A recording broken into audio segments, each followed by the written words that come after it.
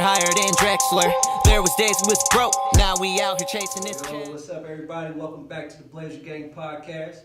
My name is Chris. I'm joined today with Wayne, our new co-host, Mr. Brody, and our special guest, Mr. Sid from Sidewalk PDX. Today we got a couple of topics to talk about. We're going to talk about, first off, the Sidewalk PDX program that we got with Sid and his event that he has with the Trailblazers next month at the Motor Center against, I want to say, who are they playing against? The Warriors. Also, what we're going to talk about are Melo's haters. All right, I like to call Melo haters out there prairie dogs, you know, because they don't like to talk stuff when things aren't going too good for Melo. Also, we're going to talk about celebrations between Dame Time celebration and Carmelo's 3 to the Dome. We also going to talk about the Week 9 recap. And also a couple trade talk rumors, you know, what's going on about there. But we want to give a shout out to Mr. Boyd Urban. You know, he's not here with us right now. He got a little job promotion, so we just want to give him some love, you know, spending the past year and a half with us here at Blazer Gang. So, Boyd, when you see this, man, you know it's all love, you know. Wayne, you got any? He's taking 5 classes too, so that's a workload, right? Yeah, man. So, that's your Boyd, and you know you're always welcome back whenever you're ready to come back. So. Yeah.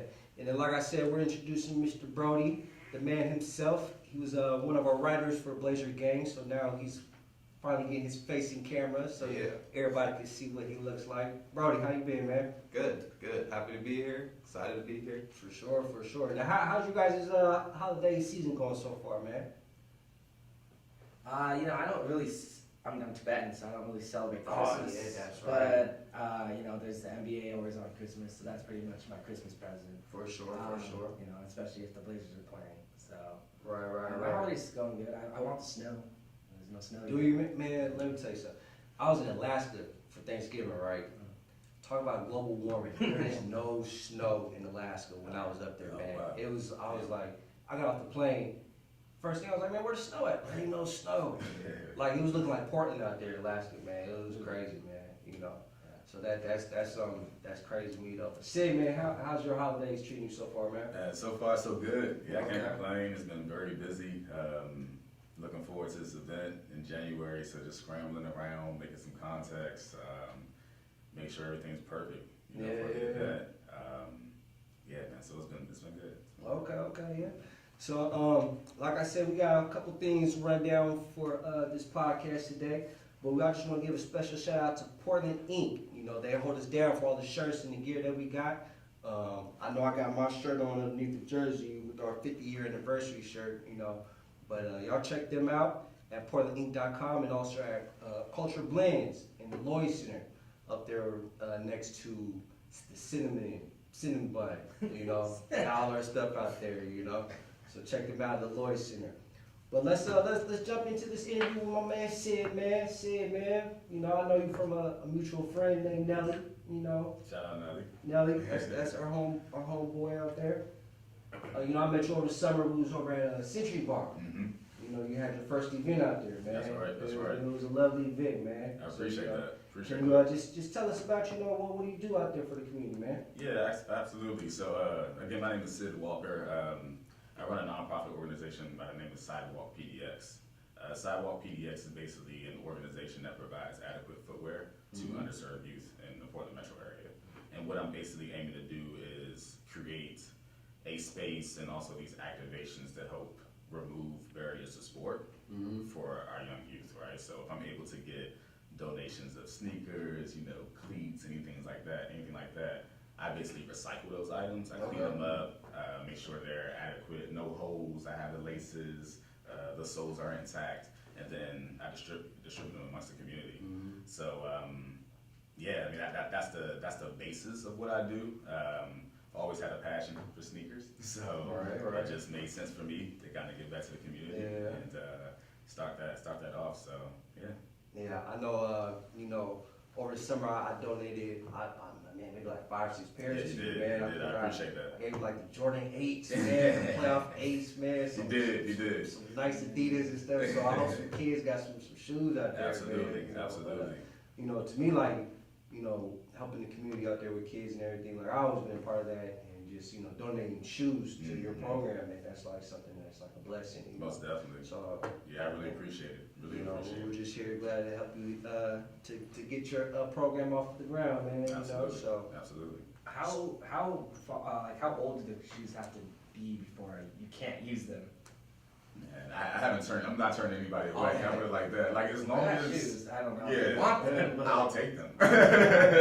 Yeah, I mean there's kids. I mean there's adults that can use them as well. I mean my main focus right now is more so the youth. So basically anywhere from like infant all the way up to like seniors in high school. So I'll take any sizes in between those because I want to focus on basically like the youth that can't really do for themselves, so that's like my main target right now. I think later on I'll open it up more towards like homeless and more so adults, but right now I want to try to make sure I take care of the youth. But yeah, to answer your question, yeah, I'll take anything. I'll take anything. and I seen people like I said, I donated some Jordans. I saw like some Bread Ones one time. Yeah, At some Century bread Bar, ones, like, yeah. Like people really donating some heat, yeah, man. Like, infrared seriously. 7, yeah, I had some stuff, man.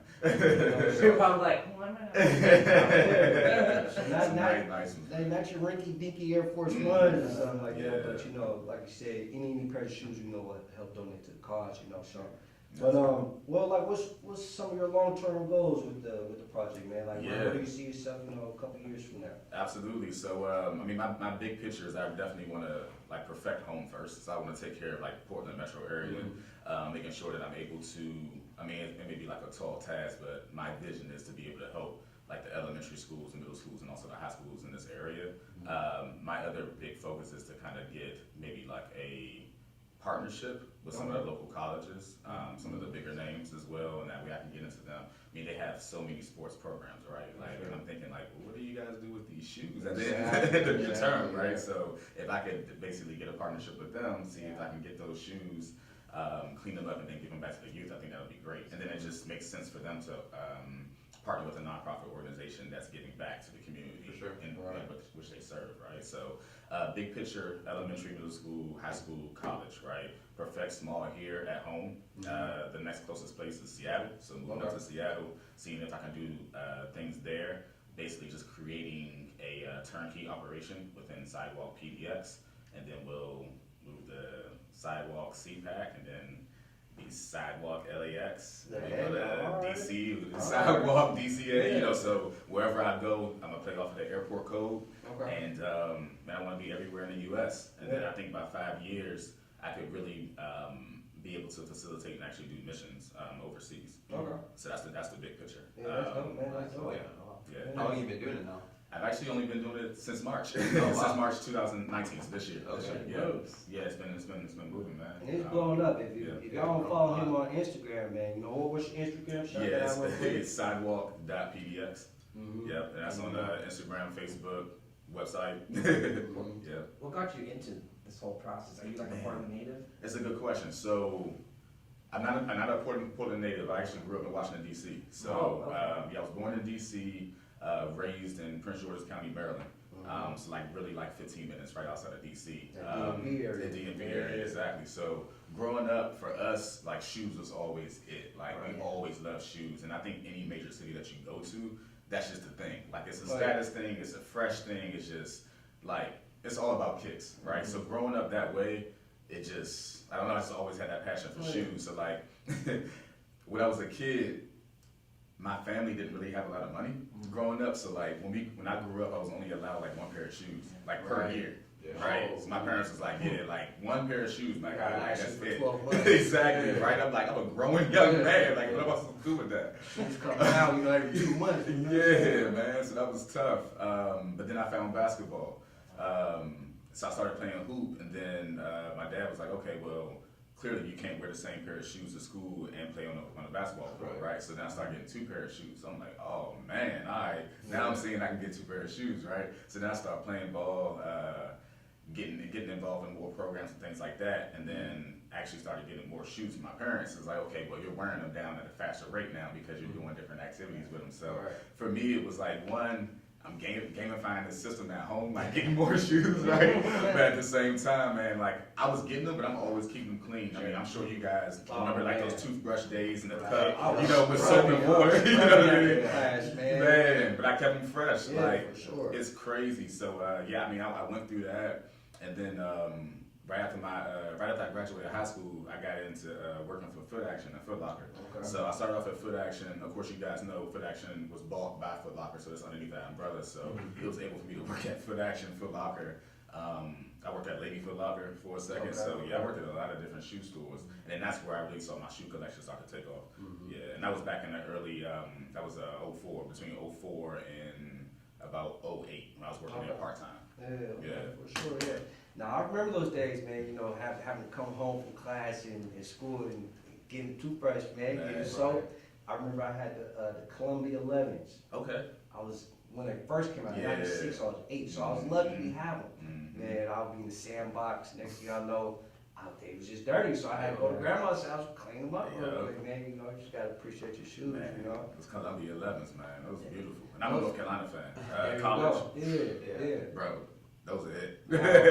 Those are it. Those are Columbia 11s and any 10s, Jordan 10s. Those are gonna be my favorite shoe. Yeah, I do the You know, 10s those too. are like my words. Like, you know, Brody, what's your favorite shoe, man? Favorite, the Jordan 11s for sure. Jordan Yeah. 11s, no matter what colorway. Probably just the classics to be honest. Either Okay. black and red or the white and black. So Okay, the yeah. Concords or the Breads. Yeah. Okay. What about you, Wayne? Man, I'm not a big sneakerhead. I'll tell you one thing though, I don't like them Starberries. I will $9 Starberries I bought my freshman year of ball. Because my dad's like, hey, yo, we kind of might be on a little budget here. If you got soccer cleats and basketball cleats, one's got to give. Right. I'll wear them strawberries for yeah. $9. You know what I use them for now? Mowing the lawn. I bet you do. I man. use them for mowing the lawn. Yeah. But I respect, you know, Marbury's, like, just the way he approached that. Yeah, it's hustle, Yeah. you know. Yeah, You went I overseas appreciate with that. it. I remember my first pair of Jordans I got, I didn't want to crease them, so I actually got them like a size and a half too big and put like paper towels in the toes. I've done that too, bro. Yeah, I've done that so too. I I've done that too. Yeah, Yeah. long time ago. It's crazy. Yeah, those are my girls. What's your girl shoe, man? Man, I'm such a shoe head that I have so many favorites. Of Yeah. course, I think pretty much our era was Jordans, right? So Yeah, like, sure, man, of course. True Blue 3s, like Okay. those are some of my favorites. I don't know what you're talking about. We gotta put you up on game. Yeah, we gotta put you on, man. I also would say like the Aqua 8s. Okay. Like the original, like when Bugs Bunny Yeah, was actually yeah. like promoting them. I remember like when I was like, it was probably like pre-K or kindergarten. Yeah. I remember having them joints, bro. Like, Back in 93, yeah. So that was dope. Definitely the 11s. I think the 11s for anybody is definitely a grail for sure. Man, the 16s, all of them. Oh, 16s, Bro. okay. The white and blue ones, the red and black ones. I mean, the red and white ones. The cranberry. Do you remember the cranberry color ones? People slept on them. I'm on. And I gotta find them. But it had the shroud on them. They were a cranberry toe, white and gray. Okay, Solid. okay. But those are some of my favorites too. You said 15s? Yeah, 15s. And then also the olive 9s. Okay. The olive 9s is one of my favorites as well. Yeah. Nah, Yeah. But French no, Moon most 13s definitely, too. man. You know, just being in Portland and you know being the Nike town. Oh, you know, yeah. everybody's about shoes. You know, everywhere you go, somebody's gonna have some fresh Jordans, some fresh Forces. You know, some 97s, some Air Maxes. You know, like you just never know. Okay, I know what you're talking about. Yeah, I remember those back in the day. Yeah. Yeah. Those are 15s though. Now check the 16s out. 16s, Yeah, the cranberry 16s. 16s. You can be like, oh yeah. I'm telling you, everybody slept on them. But now that I see them, like, man. Oh should've yeah, got with those. the S, yeah. Okay, Fam. I remember those. I think my dad had a pair back in the day. Those bringing cranberry ones are it. Those is clean. Uh, But yeah, you know, with the shoe thing, man, you know, it's big talking in Portland, you know. So this is a Blazer Game podcast. We're gonna talk a little bit about this Blazer situation. Wayne, what's our record right now since Melo's been in the mix? 8-7. 8-7 since he's been on the It's team. been 15 games. Well, last game he had what, 9 minutes, but we still count that. Yeah, he had a little knee Contusion. contusion, but you know, everybody with the naysayers, you know, going to our next topic, you know, the prairie dogs, you know, they just want to pop out and say something negative about Melo. I think, you know, with him being on the team, man, it seems like a perfect fit so far. You know, what's your guys' take so far? I do think it's a perfect fit. He's shooting 41.7% from the three right now, and I just think he's getting open looks. I know his previous stops, a lot of people wanted him to be like an elite three-point shooter, and he kind of seemed to struggle a little bit. But I think he's currently playing with like kind of the best shooters he's ever played with, so it's getting him a lot more open looks. Yeah, and I definitely love his defense, you know, especially against that Phoenix sequence, that fourth quarter. He was making some plays on defense, too. You know, people are always talking about how Melo's defense is just shoddy. He's really proved it in these past 4 or 5 games. Very intense on his defense, communicating the whole time, making sure, you know, everybody is guarding, you know, who they're guarding. So I really love the way that he's playing on the opposite side of the court. Now, see, my thing is, you know, everybody's saying, oh, Melo couldn't play defense. Yeah. But my thing, nobody plays defense in the league now. You know, like the game last night, like against Orlando, like everybody was just coming down, jacking up threes. It's like, it was like an open gym type of game for the most part, you know. So I think that narrative on Carmelo, you know, that's out the window now. Especially, you know, he's giving us good numbers, you know, for all the plus and minus people out there, you know what I'm saying? He's mostly in the positive, am I right? No, yeah, you're right. Yeah. He's always, He had, in box score, he's always in the plus. Yeah, he played 9 minutes last night, ended with a plus 14. So, you know, shouts out to Melo, man. Melo, keep working, you know. We love you here, man, in Portland, you know. So, but like we said, before Melo, we were 5-9. With him now, we're 8-7. We're 7-3, right, in the last 10? 6 and 4. 6-4 in the last 10. Well, I guess if we updated it, would be 7 and 8, right? Yeah, so 7-3 in the last 10 games. So it's like, you know, the Blazers, they're chipping away. We're back in the playoff race. A lot of people early on was talking about, oh, we got a tank. We start playing for Melo. I'm like, man, it was 10 games into the season. You know, now if we had a record like the Warriors now, then it'd be something different. You know, we got a tank. But like, it's a long season. As long as we keep chipping at it like how we are, like, we'll be fine. You know, so like right now we're sitting in the 8th spot. You know, you see teams like Sacramento slipping. Minnesota's on a 9-game losing streak. Man, they slipping harder than the mailman on the ice patch. You know what I'm saying? Yeah. Like, it's pretty bad. So And historically, in the Dame era, we do play our best basketball in the second half of the season. So exactly. So I think we'll still. I have him finishing 4th. I don't know if we're going to hit that 4th spot. I think I had some of them somewhere in that ballpark, too. Man, I remember you had Lakers finishing 2nd. Hey. They're number 1 right now. You know, I like to apologize to Wayne right now on camera for saying that you were crazy thinking that the Lakers were gonna finish top 2. I apologize to you right now, man. Appreciate it. I really do.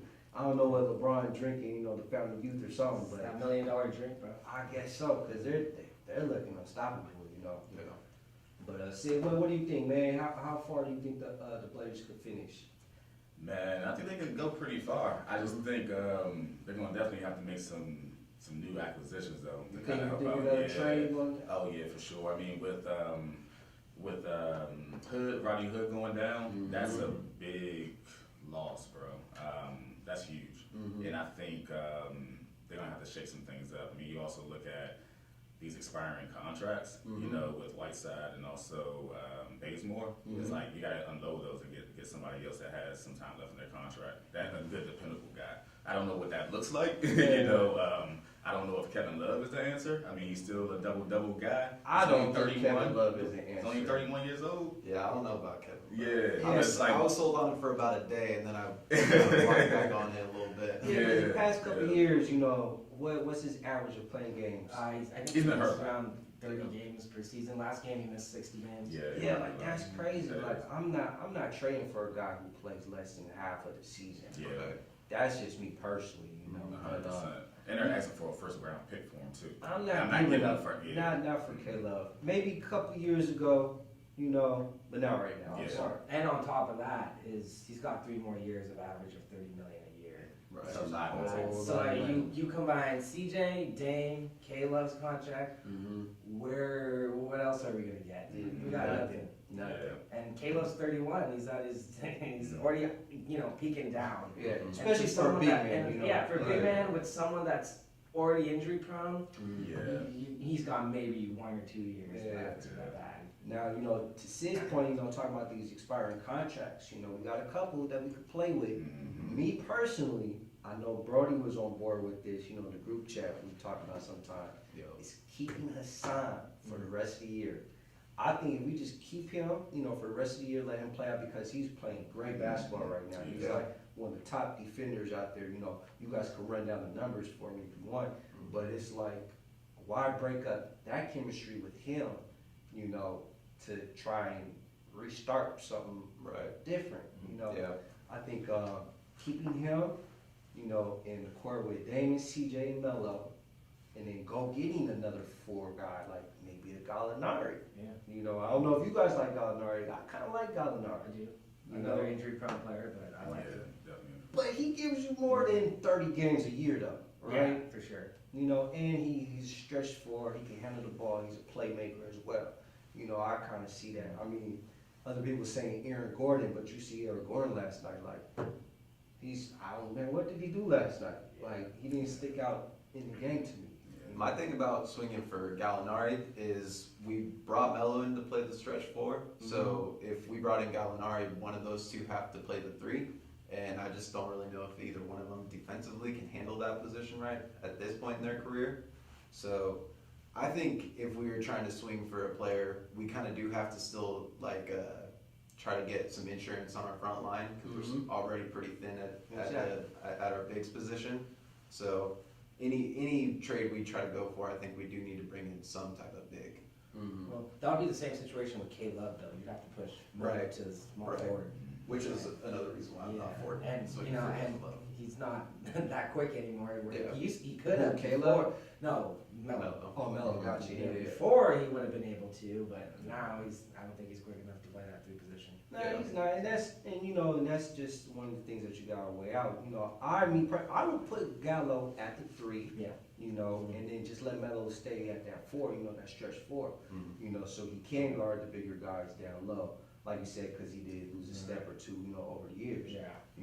But just keeping Hassan, that's just like having some insurance because Right. we know Nurk is coming back. Yeah. But how healthy is he going to be? Well, when let he me comes ask you back? something too. Do you think when Nurk comes back, he just immediately gets put into the starting lineup? I think we have to ease Nurk Yeah. Right. into Yeah. the situation. That's You how- know, you yeah, that's can't what I just throw that man into 30 minutes a game. Hey, do Breaking exactly his what leg. you did last Yeah, year. you Right. can't do that Yeah. with Nurk, man. So I think with him, you got to ease him back, and that's why I think keeping Hassan for the rest of the year, Mhm.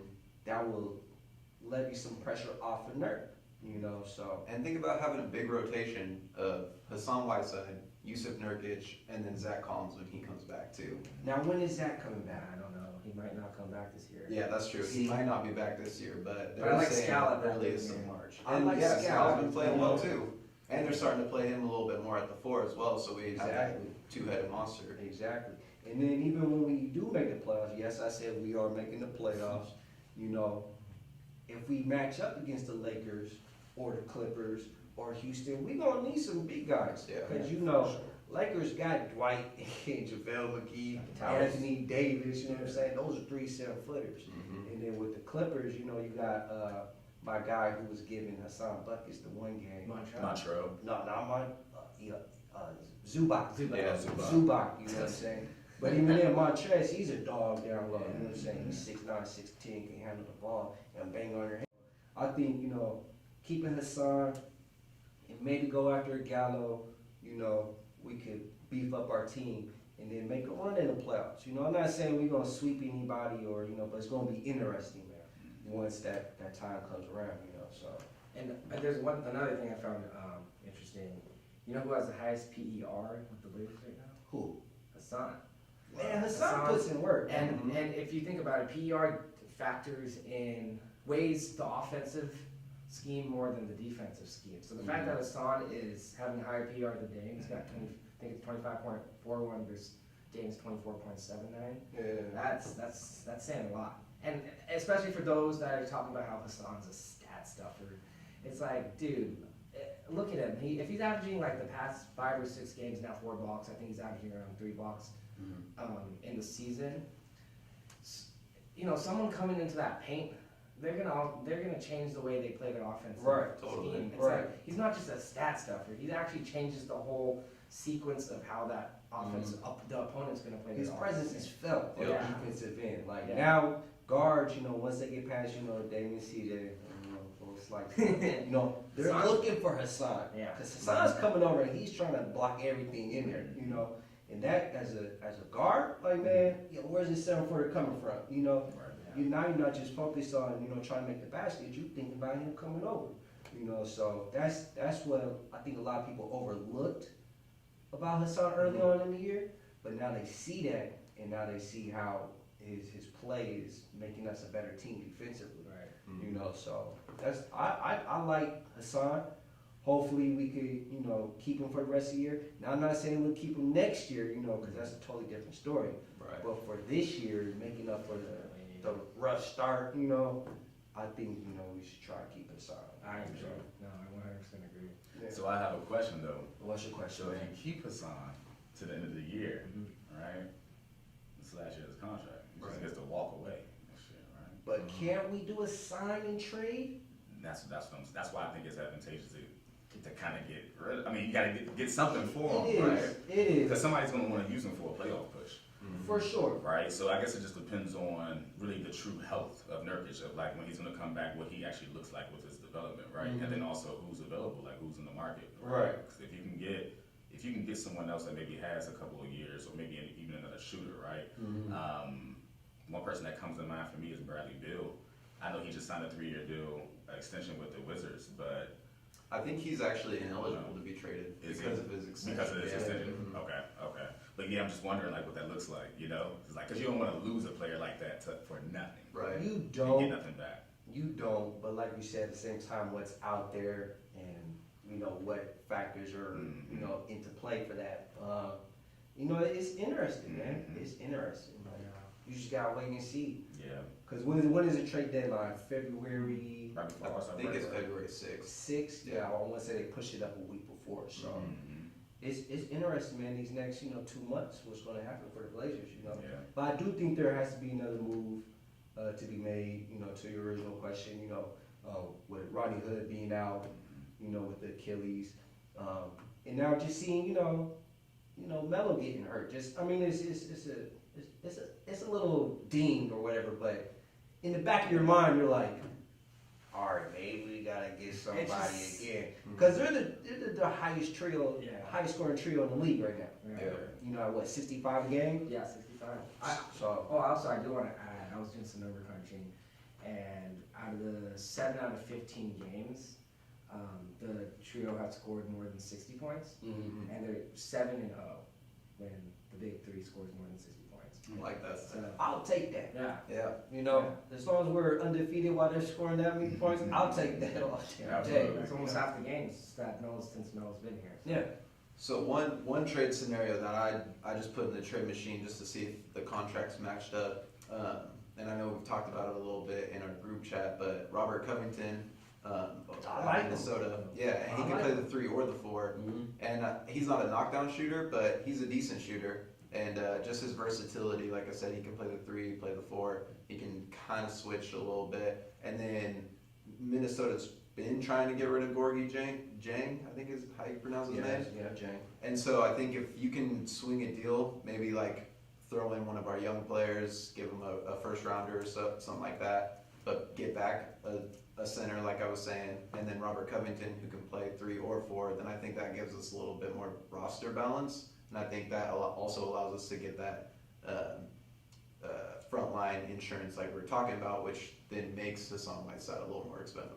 So Hassan is in that deal. No, he's not. No, So he's not. you can See, trade. I like that. You can trade Kent Bazemore, who I love. Kent Bazemore. I love his game. He works hard, and he's got a great attitude. But Kent Bazemore and say Scal and a young player like Nasir Little, who I would hate to see go, but That's a young Joe Wallace right there. right. But you can trade those 3 players for Gorgie Jang and Robert Covington, and that trade works. Okay. See, my heart hurts because I like Bays, man. Yeah. Bays, but that's interesting though. I do like that. I don't know what's Jang's stats. What's he averaging? It's like 6 and 4, I think. 6 and 4. So he's serviceable, Yeah. man. Yeah, okay. That's interesting. I haven't really looked at And Robert Covington. And so last year we actually, when we made the trade for Rodney Hood, that was like a couple days before the trade deadline. Mhm. And so I think if you could work out a deal where you swing for Gorgie Jang and Robert Covington before the deadline, then like I said, then you can actually start trying to make more deals where you trade Hassan Whiteside, knowing that you have Nurkic coming back. Right.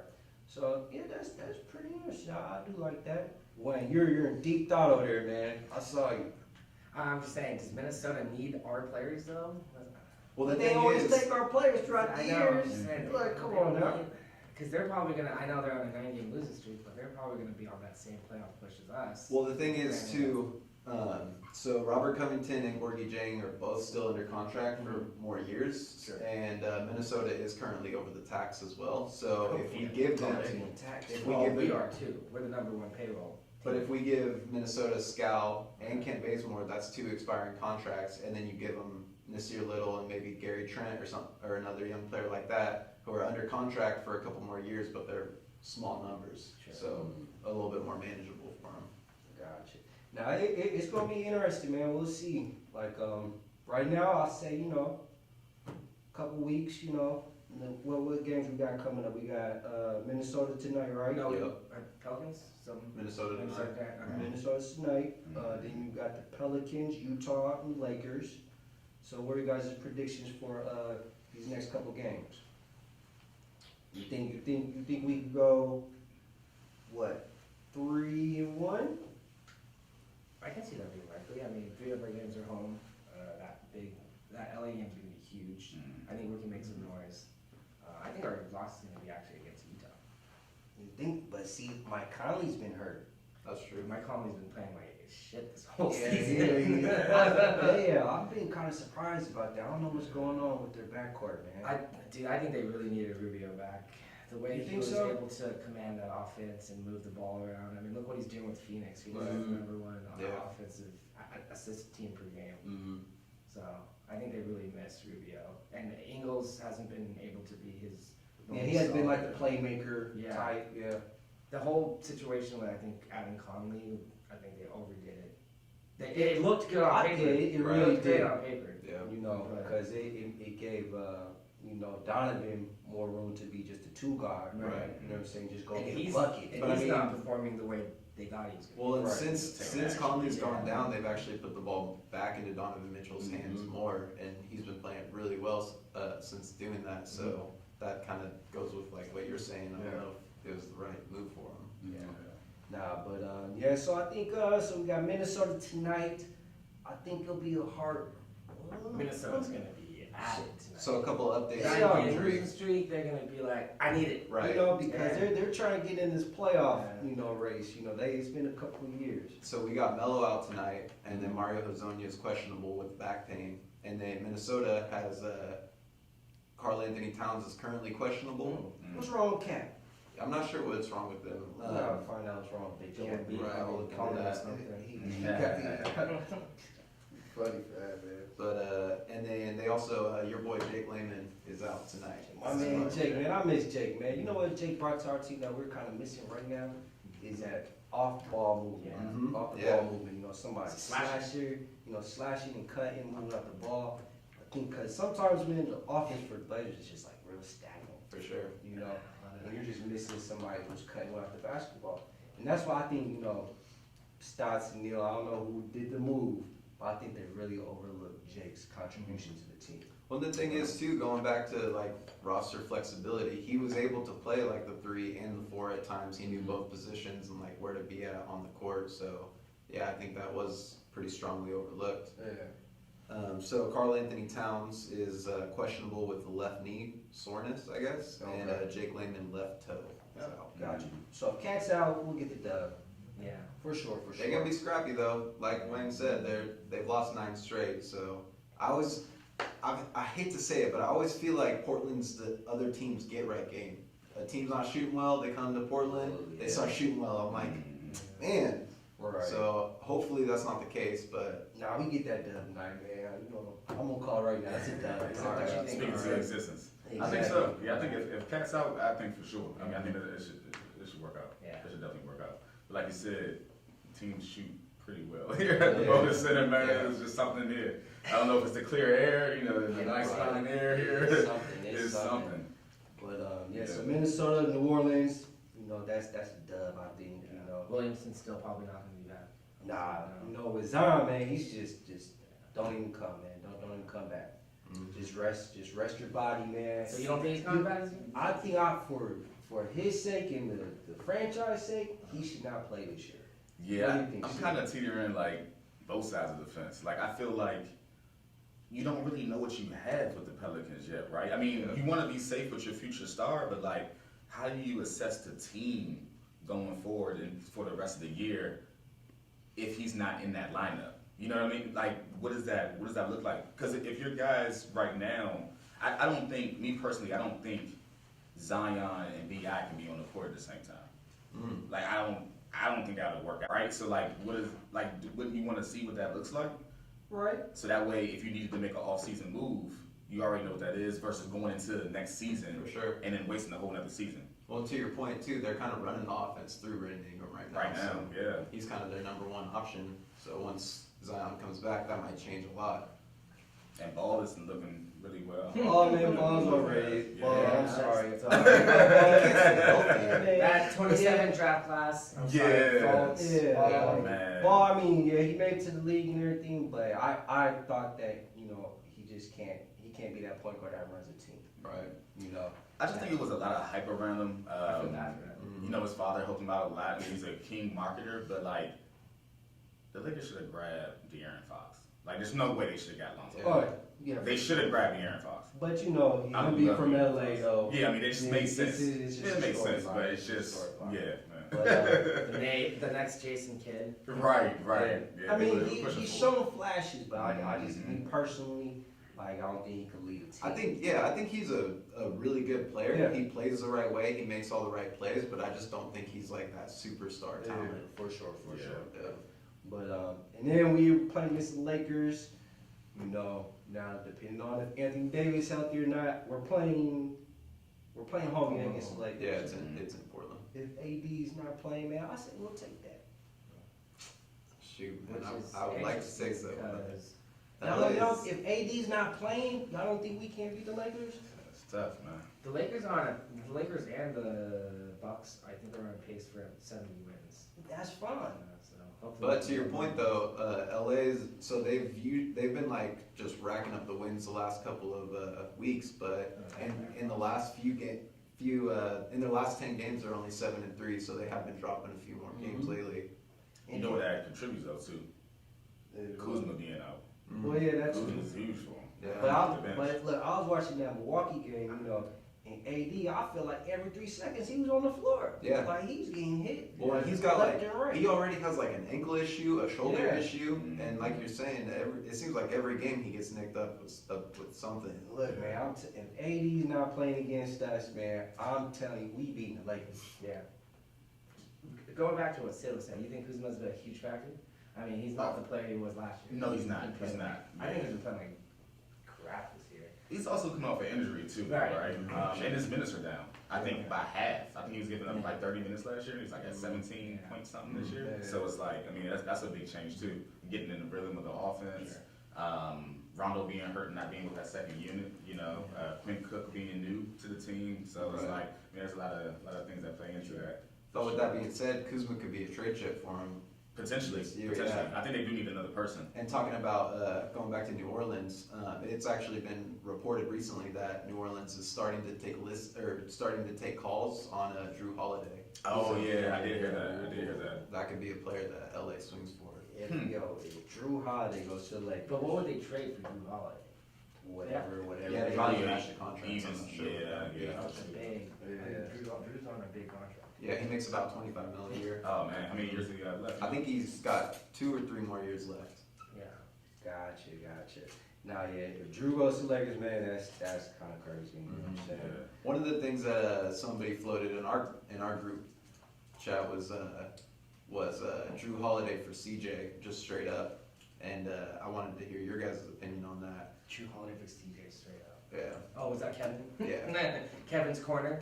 Kevin, man. Shouts out to Kevin, man. You say Drew straight up for CJ. Mm-hmm. You know what? I'm gonna say no. Cause you wanna know why? Cause we have the high scoring trio in the league. You know what I'm saying? We have this chemistry already building right now.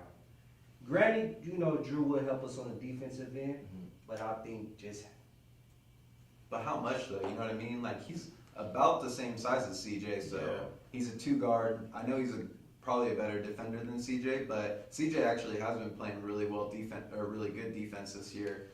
And I just don't know that a 2 guard really swings it defensively for us that much. I mean, I did see like this stat like the other day, like CJ is top 10 in defensive, some crazy Something stat, right now. yeah, like Yeah, I top think it's 13th something or like that. something. yeah, or something close. So I was like, you know, to your point, like he's doing better on the defensive Mhm. end. But like I say, I don't think you want to break up that chemistry. Yeah, I agree. Dane and Melo, you know, and those three. And what CJ does for us, you know, he alleviates pressure for Dame. You know, Yeah, absolutely. when Dame, you know, when sometimes Dame isn't, you know, getting hot, you know, CJ could go off for When 20 people to talk 30 about points. Dame and CJ's skills kind of being redundant, I've never agreed with that because I don't think you can have enough people on a team that can get you a bucket. If you kick it to them and you clear out Yeah, for 'em, in this day and age. right, look you at know. Game 7 last year. You Exactly. clear it out and tell them to go get a bucket, and you can Exactly. do that against just about anybody. So I don't think I don't think you need to even consider trading CJ. Yeah, not at this point. Yeah. You know, because we're rolling, everything's clicking, we're moving up in the standings. So, yeah, I'm gonna pass on that one. You know, Keep CJ. I pass on that one. But yeah, like I said, it's gonna be interesting next couple months. See what the trade offers are. You know, if we do even make a move. You know, Yeah, and there's also one thing I want to add. What are we gonna do with the designated player exemption? Yeah, it's about 2.5 million. 2.5. I think it's 2.8 actually, Oh, because the really? contract was 5.9, somewhere around that. I thought it was just a base number. It's half of whatever Oh, the okay. salary of your player was. Gotcha. Yeah. Well, with that, I mean, who can we go get? Like, really? Should we go get somebody? I mean, because like we said, like, it's good right now, but, you know, there's just slim pickings out there, man. Yeah. I know you can package it in the deal. I don't think you can just like, I'm not really sure how it works, but I know that you can use it in a trade. So if there's a trade out there that you can make and you can include that, I think that's one of the reasons why we even applied for it. But I'm just, to your point, I'm not really sure that there really is going to be a deal out there. The more I start to think about it, and I could be wrong, I've been wrong plenty of times before, but the more I think about it, I think there's going to be a lot of teams trying to buy this season, and we've seen it in the past when all the teams are trying to load up on talent, that like no deals get done. So I know there's going to be contenders looking to gain talent, and I know we'll probably be looking to gain talent. I'm just not sure if there will be a deal out there for us. So how does the DPE work on free agency though? Because I feel like there's not like splashy guys out there, but I was still looking at like Jamal Crawford, like would he come back to the Pacific Northwest? I mean, that's a good score. I mean, Yeah, but off you the know, I bench, think It's like like microwave. Lakers might scoop him up. probably, but I think the Lakers are eyeing Iguodala still. I think they really want him. Yeah, no, Yeah. yeah. I mean, Lakers have options, you know what I'm saying? But I don't think Jamal Crawford's gonna come back to Portland. Yeah, that's the only thing. Yeah. And we also need to factor in that we're already on a tax penalty, so if we do get this DPE, we're gonna be on a higher tax payroll.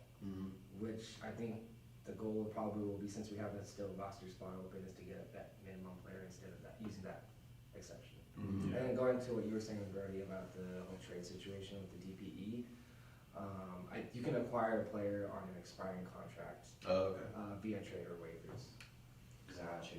I think one of the things that we should be trying to do, if we do try to make a trade, is just bolster our bench. Because I mean, right now we have like, I think the 26th ranked bench scoring in the league. Bad. Yeah, we haven't been a very good bench team. In a recent article from Jason Quick, Neil O'Shea said that next year our starting lineup is Dame, CJ, Rodney Hood, Zach Collins, and Yusuf Nurkic. And so if that's the case, great. You know, Anthony Simon will have another year under his belt. Maybe Gary Trent starts to play a little bit better as well. big on Gary Trent, and maybe Nasir Little develops well also. But I just think if we could make our bench a little bit better, then we could be a better team as well. Because I think our starting five is solid. I'm not really counting on Hood or on Melo Like coming what? back, One of the but top 3 teams starting 5 points, right? I believe so. something like that. Yeah. That game against the Suns, the bench scored 10 points. Yeah, that was pretty Actually, ugly. it was actually 9, and all 9 came from him. Against the Suns? Yeah. It says Tolliver had 4, Scal 2, only 2. Oh, I'm not sure what came out. Well, there's another game that was below Yeah, 10 no, points yeah. too, so that's not good. Bench doesn't, Yeah. help, but Yeah. we'll see. But yeah, so Mr. Sid, we appreciate you for having Hey. come talking some sports with Yes, us sir. and Yes, about sir. your project. Let the people know where we can find you at, man. Absolutely. So Sid at sidewalkpdx.com is my email address. So anyone that's looking to volunteer or have any connections or anyone that wants to partner up, I'm definitely down to listen and hear you out. Sidewalk.pdx on Instagram and Facebook. Sidewalkpdx.com as far as the website. And then what you guys have been seeing on the screen there is that we're doing an event on January 20th, 2020 at the Moda Center. That's going to be featuring the Warriors versus Blazers home game, of course. Essentially what we're doing there is we are hosting an event that is going to be a pregame event prior to the game. So we'll have an event from 5 o'clock to 7 o'clock.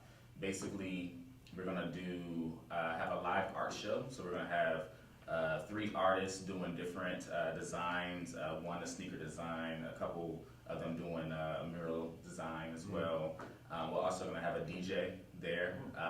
We're going to also host a sneaker contest.